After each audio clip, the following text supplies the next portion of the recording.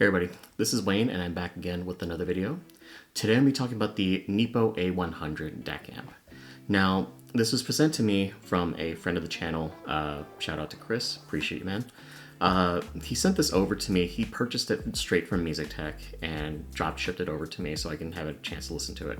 I did hear this at SoCal CanJam and I thought it was fantastic for what it did and just the performance, price, everything like that. And when Chris and I were talking and he said, I'm thinking about purchasing this, I kind of got the opportunity to listen to it first before I met with him in person and dropped it off to him. So yeah, again, shout out to Chris, appreciate you. So if you've never heard of Nipo before, they're kind of a newer company on the scene. They released a DAC about a year ago or so, the N2. They have another product that I haven't had a chance to listen to, but the Nipo A100 is their kind of DAC amp that has a wide variety of functionality.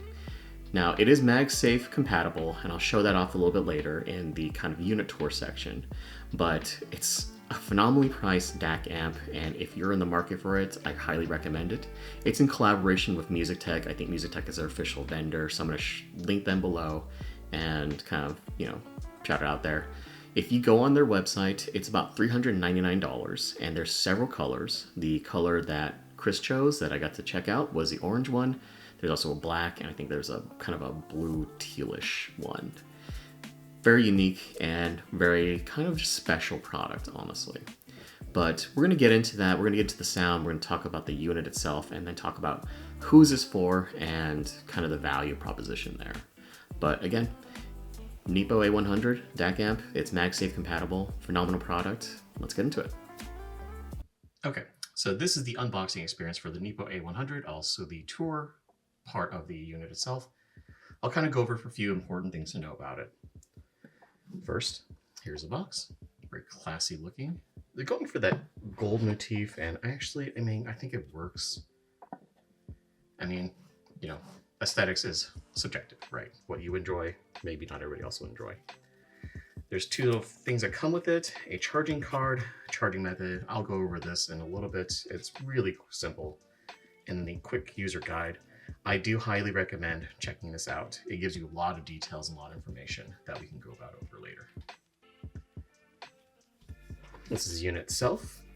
You can see kind of that MagSafe circular. And honestly, you get different colors. You get I believe black, orange. This is the third one. I think orange or black. It's gonna look kind of the same if everything else if you get a black. So this is actually stands out a bit better. And these are your buttons. You have your power button, your plus minus, and your gain button. So the gain button also does the DAC. I'll show you what that means in a moment. But to show off, I am an Android user, but I do have a MagSafe case, and I want to show you how easy it is. And that's it. That's how it attaches. Attaches pretty easily. Just need to align it up, and then there you go. So on an Apple phone where you have MagSafe or you have a compatible MagSafe case, again, this is a Pixel, the Ghost from D-Brand, but it works really well and it's pretty stable. Kind of rotated there, but again, works very well for MagSafe.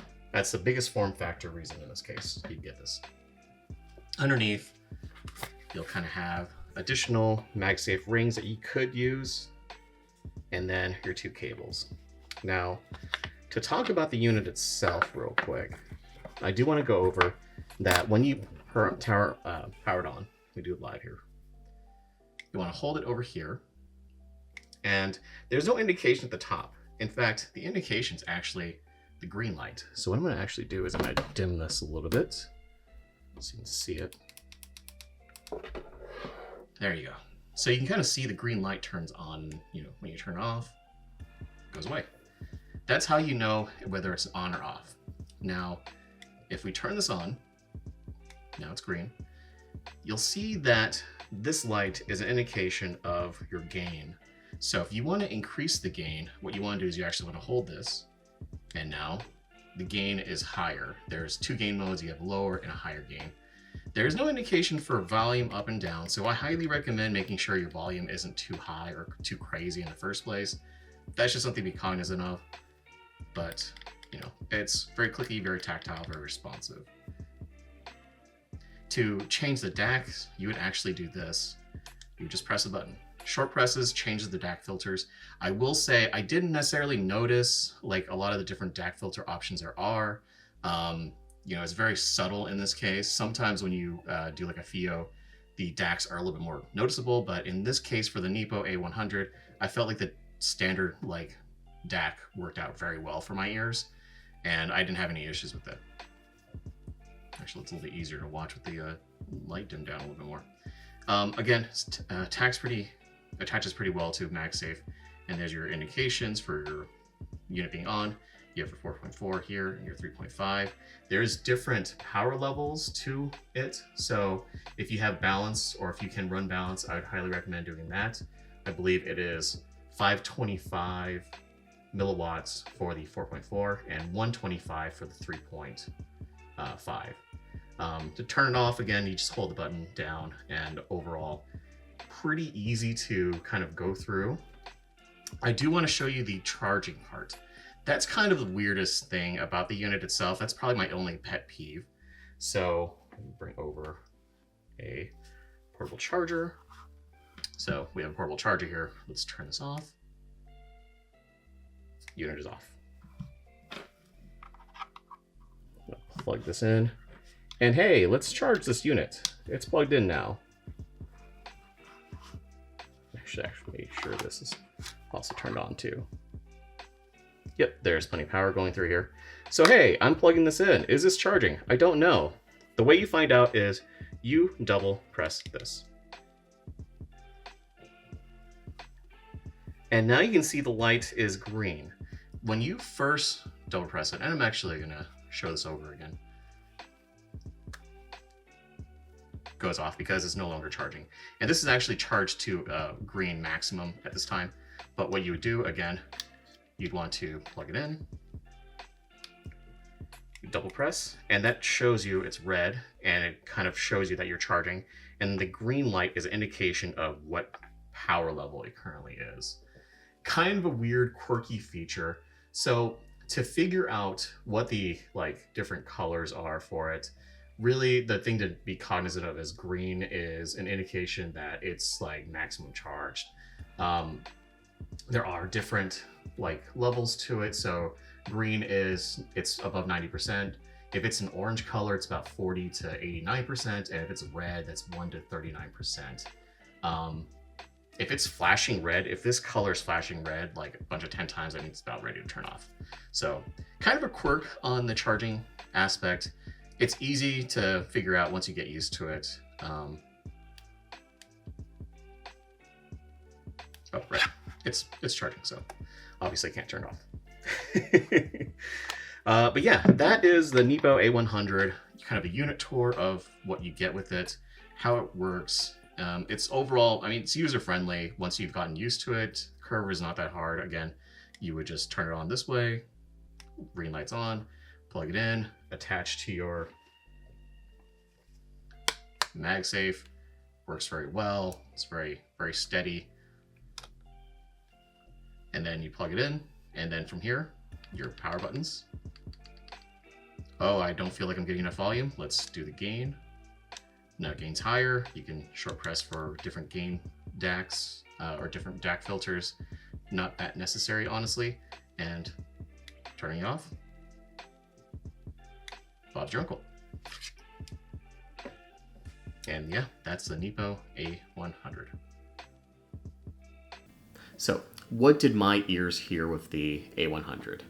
Now, what I would say when I listened to the A100 for a long period of time was that the sound signature for it is kind of more of that neutral with a bit of added brightness to it, but it's not like you're, losing some bass or anything like that. In fact, what I found was the bass seemed to hit just a little bit harder. It seemed to be more full sounding. The note weights actually was very dynamic sounding.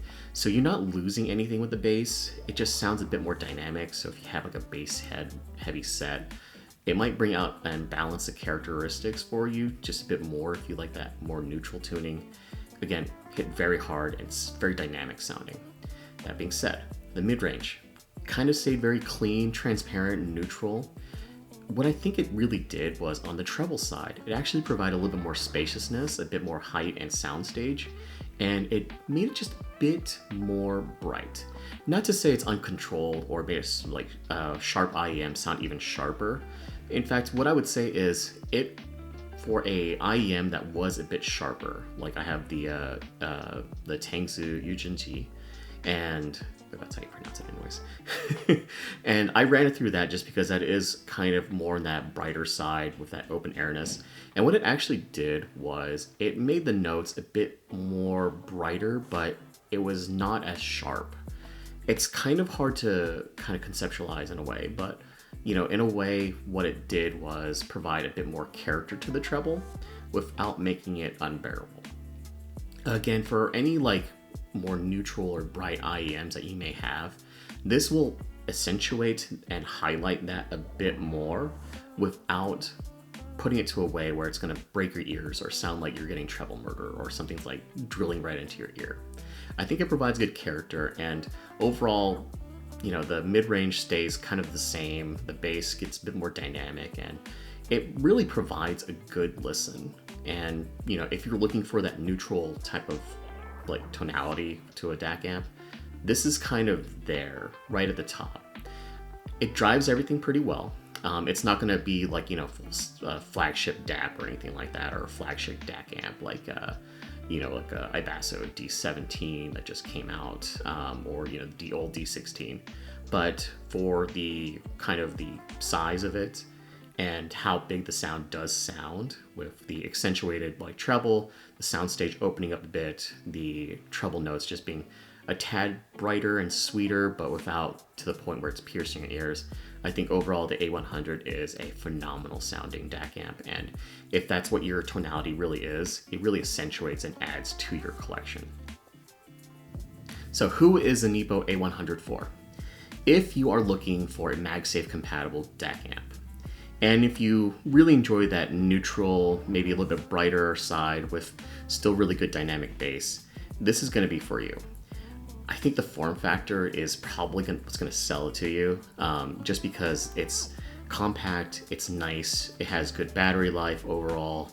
It's a bit quirky. Again, you know, you have to do the double tap to figure out if it's charging and figure out based on the colors. I think the screen probably would have been really nice, but that would have added to the cost. And it being at $399 actually works really well in the marketplace without you having to spend premium money on a DAP or another higher end DAC amp. I think the size, the form factor, you know, the MagSafe compatibility, you know, if you have a MagSafe compatible Android case, that also works too. And it overall works really well. Again, if you are looking for that neutral bright, this is a fantastic sounding DAC amp, and the sound signature really balances. So who this Nipo A100 isn't for is somebody that already has a very good DAC amp in the first place. So if you have like the DC Elite, or if you have others kind of in the place, or you have a premium DAP, I don't necessarily think you're gonna be gaining much going with this. It might be a side grade at best. I think you do get a bit more of this accentuated like soundstage, a bit wider, a bit more separation overall with the Nipo versus like the DC Elite, which I did here at SoCal CanJam. But overall, I don't necessarily think you're going to be gaining too much. It's more of a side grade at best. Who this isn't for is also somebody that prefers like a more warmer tonality or color to their DAC amps. So like if you have a tube DAC amp, like the recently released PB6, the Onyx series from Shanling, they have a new tube one, as well as their standard Onyx 1X. If you prefer kind of like a warmer tonality, this is probably not going to be for you because it is accentuating the brightness a little bit more, while not, you know, being too shrieking or piercing to your ears. And again, a warmer tonality I don't think is going to really work with you. This does balance warmer IEMs pretty well, but I think if you're preferring like a kind of more brighter IEM, this is going to accentuate it, and it's not going to be for somebody that has like the Da Vinci or the Fei-Wan and wants to keep that warm mid-range. Like this is kind of color it a bit more on the treble side, and it may not work for your ears. I would highly recommend, if you have an opportunity to demo this, it's kind of harder to blind buy, but it is priced very well to the point where you can. Just be cognizant that it is a brighter DAC amp. It's gonna really accentuate the brighter IEMs, and you're gonna wanna be, cognizant of what you're getting into. Overall, the form factor is phenomenal. The sound that it provides is very good. Again, I usually prefer warmer, but I also believe in variety as a spice of life, so I kind of enjoy having a variety of different things. My JDS Element 4 is very kind of flat and neutral, and I enjoy using that to generally test, and then I'll toss on tubes if I want to have fun. And that's what I think is very important to be cognizant of. This is a brighter DAC amp. It is going to accentuate the brightness and a little bit more dynamics on the bass. But, if you're not about that life, then this is probably something you're not going to want to necessarily jump on. But if you are, then this is probably the top of the list. Again, if you already have an established amount, or if you're, already have comfortably a DC Elite or a good DAP, this may not be something that takes over, but it's a good addition to your library if you want something that's very portable, very compact, provides good amount of power, has a good, kind of tonality or what it does to the sound, and you're in the Apple ecosystem where you have that MagSafe to really take, advantage of that form factor with that. So, in conclusion, I think giving this a score is going to kind of be hard for me. And the reason why I say that is because the functionality and use case in this point is going to be what determines whether it's a 5 out of 5 product for you or a 3 out of 5 product for you. I think the functionality with the MagSafe is kind of the biggest draw in this case. So if you are in the Apple ecosystem or you happen to have a MagSafe compatible phone case, this is going to kind of be more in that forefront of like something you want to pick up, especially if you are a fan of like that neutral with a little bit of hint of brightness, still good dynamic, like added bass. This is going to kind of really determine whether or not this is going to be a 5 out of 5 product for you to pick up immediately, or something you want to demo instead. If you don't have MagSafe like on your phone, or if you are not necessarily the biggest fan of like a kind of neutral tuned or neutral presenting DAC amp, this may not be something you'd want to pick up. You probably want to demo it first and get an opportunity to listen to it and try it and see if it fits with your collection and or your use case. So again, if you are in the market, this is something I highly recommend, especially if you can attach it to the back of your phone. It just works really well, and it's just a very nice, just unique product in the marketplace. And otherwise, I highly recommend giving it a try, checking it out, and shout out again to my buddy Chris, and appreciate you guys. All right, I'm Wayne, signing out.